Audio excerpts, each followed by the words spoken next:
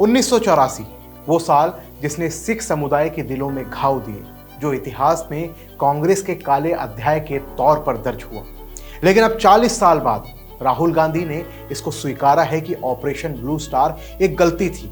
लेकिन अब सवाल यह है कि आखिर राहुल गांधी को अब इस गलती को मानने की जरूरत क्यों पड़ गई। 40 साल बाद उनको ये याद आया कि 84 में जो कुछ हुआ उसके लिए कांग्रेस जिम्मेदार थी। क्या ये राहुल गांधी की कोई सियासी चाल है? नमस्कार दोस्तों, मैं हूं आपके साथ शुभम गुप्ता। स्वागत है आपका माइक इंडिया में। अमेरिका के ब्राउन यूनिवर्सिटी में एक सिख समुदाय के युवक ने राहुल गांधी से एक सवाल किया।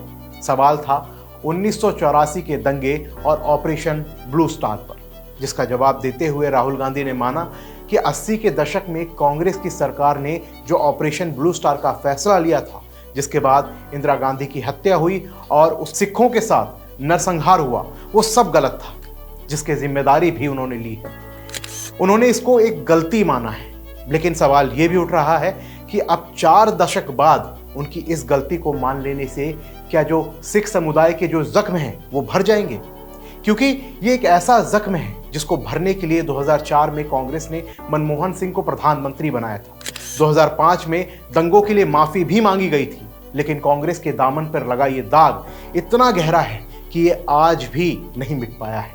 शायद इसलिए राहुल गांधी आज भी इसके लिए माफी मांग रहे हैं, क्योंकि स्वर्ण मंदिर पर जो किया गया वो हमला था, वो केवल एक सैन्य कार्रवाई नहीं थी, वो सिखों की आस्था की जो उनकी पहचान है उस पर सीधा हमला था। पहले तो कांग्रेस ने खुद भिंडरावाला को पाला।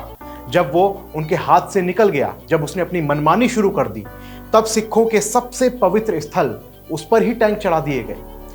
आपको बता दें कि इस घटना के बाद सिख सैनिकों ने बगावत शुरू कर दी थी। बहुत से ऐसे सिख सैनिक थे जिन्होंने अपनी वर्दी तक फेंक दी थी, क्योंकि उन्हें यह लगता था कि ये हमला सीधे उनके धर्म पर हमला है। और आज भी हम उस गलती के परिणाम जो है वो झेल रहे हैं। यही वो गलती थी जिसकी वजह से आम सिख भी खालिस्तान जैसे आतंकी संगठन को सपोर्ट करने में विचारने लगा था। और हिंदुस्तान के बाहर दूसरे देश में बैठा सिख भी इस चीज को नहीं भूल सकता। स्वर्ण मंदिर में जो कुछ हुआ उसका परिणाम कांग्रेस ने भुगता भी। 31 अक्टूबर 1984 की वो भयानक सुबह, जब करीब 9:30 बजे इंदिरा गांधी को उनके सिख अंगरक्षकों ने बेअंत सिंह और सतवंत सिंह ने गोली मारकर उनकी हत्या कर दी थी। लेकिन उससे भी भयानक चीज तो तब हुई जब उसके बाद दिल्ली और कानपुर जैसे शहरों में सिखों का नरसंहार देखने को मिला।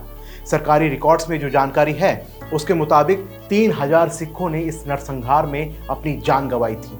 लेकिन ऑफ रिकॉर्ड जो आंकड़ा है उसके अनुसार 8000 से 17000 तक जो सिख थे उन्होंने अपनी जान गंवाई थी। और इस पूरी घटना में मुख्य आरोपी सज्जन कुमार को बताया गया, जबकि इस घटना में कांग्रेस के और भी नेताओं के नाम शामिल बताए जाते हैं।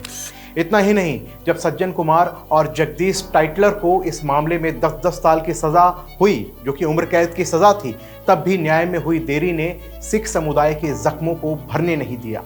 लेकिन यहाँ पर राजीव गांधी ने भी सिखों के जख्मों पर नमक छिड़कने में कोई कसर नहीं छोड़ी।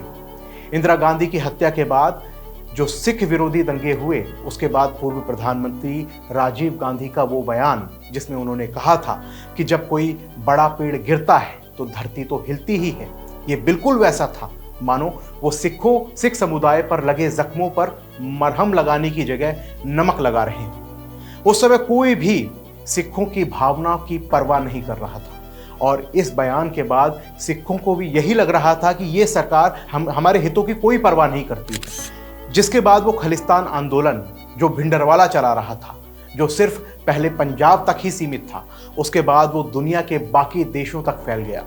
राहुल गांधी ने जब सिख लड़के के सवाल पर माफी मांगी तो वो ये दिखाता है कि 4 दशक पहले हुई कांग्रेस से वो गलती ना तो उसके अभी तक घाव भरे हैं और ना ही कांग्रेस अब तक मरहम लगाने में कामयाब।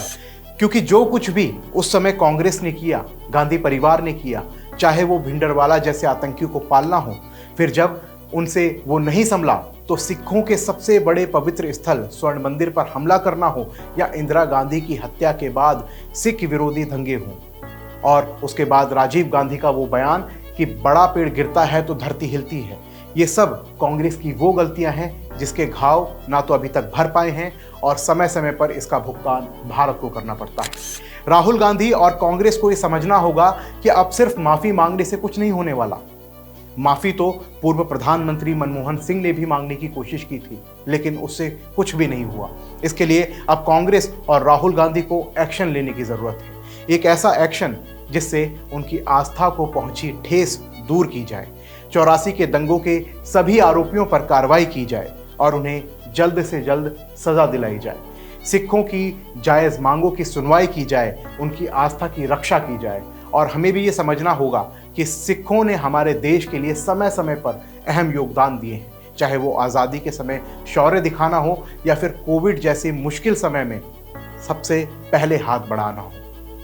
आपका क्या मानना है हमारी इस रिपोर्ट पर? अपनी राय हमें कमेंट बॉक्स में ज़रूर दें। साथ ही चैनल को सब्सक्राइब करना ना भूलें, क्योंकि इससे हमें मोटिवेशन मिलता है आपके लिए ऐसी ही रिपोर्ट्स लाने का। मिलते हैं अगली वीडियो में, तब तक के लिए जय हिंद।